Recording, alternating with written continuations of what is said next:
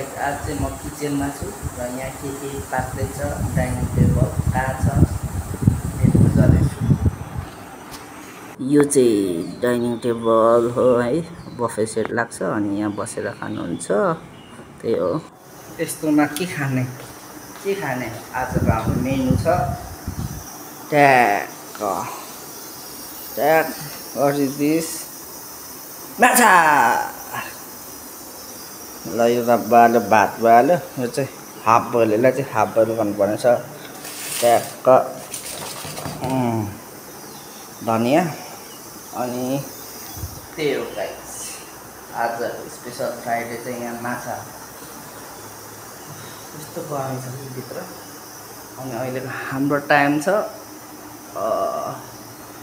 12:15 10 15 minute त्यही हो। ट्याक्क ल हो। प्लिजमा चाहिँ भान्साघरको कर्मचारीको लागि सूचना। ट्याक्क सेन होला। यो पनि खाद्यान्न सामग्री पकाएको खानेकुरामा सरसफाइ र नियन्त्रण हरेक बुँदाहरू छ। यो बुँदाहरू पढ्न साध्य छैन है। अनि यहाँ चाहिँ खाद्यान्न सुरक्षा सचेतना र यसको स्टेपहरू छ है। जोखिम समूह कुन हो, खाद्यान्नको स्वच्छता, खाद्यान्न सुरक्षा भनेको के हो, यो त थाहा पाल्नु होला के हो यो भनेर।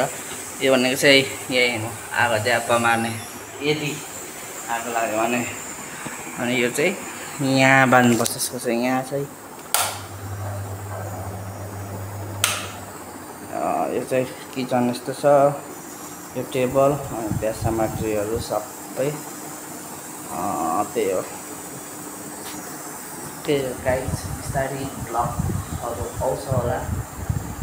यो पनि पढ्यो होइन, पढ्नु